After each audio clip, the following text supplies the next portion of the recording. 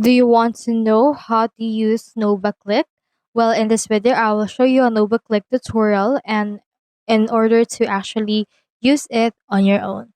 So just head over and search for NovaClick, or you can just head over to trade on nova.io. Now you should be able to see this. Just click onto this setting up option right here, and they have in here a video tutorial. But for this one, what we can do is you can head over and then utilize it using the Chrome Web Store. Just click onto this link right here and then click onto this add to desktop option. So you can head over and add it onto your desktop.